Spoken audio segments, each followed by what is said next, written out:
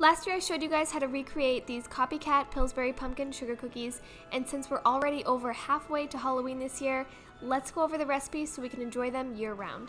You want to start by combining butter and sugar and cream that until it's nice and smooth. Mix that for about 2 minutes and be sure to scrape down the sides of the bowl as you go. We're going to add in 1 egg and some vanilla. Mix that until that's nice and fully combined. Then we're adding in the dry ingredients, which is just flour, salt, and baking powder. A nice soft dough is going to form. From there, you want to separate 3/4 cups. This is going to be dyed orange for the pumpkin. So go ahead and take that from the original dough. Then take 1 tablespoon. This is going to be the green stem or leaf, whatever you want to call it. Go ahead and add some orange food dye. I'm using Americolor gel food dye to make my orange and green here. The colors are super vibrant. So once these colors are made and to the shade that you like, you're going to wrap it up in plastic wrap and let it sit in the fridge for about 30 minutes. And we're going to do this with the green and the orange. And for the rest of the uncolored dough, we're going to roll that out to about 1/4 inch thick.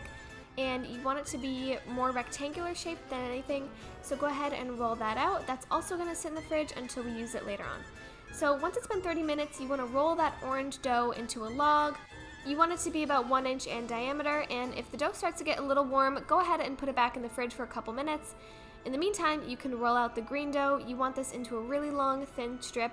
This is going to be the top of the pumpkin, and now we're going to place a skewer on top of the orange log of dough, and this just kind of gives it that better pumpkin shape, but it also creates the spot where you can put that green dough. So go ahead and place the green dough in that indent to the exact length of the orange log of dough. Then we're going to wrap that and place it back in the fridge while we preheat the oven to 375 degrees. Now we're going to wrap the uncolored dough around the pumpkin log of dough, and as you can see here, the dough is very flexible and easy to work with, so feel free to let the uncolored dough sit out for about 5 minutes so it softens just a little bit. You can see I'm cutting off the excess edges here. Feel free to do that.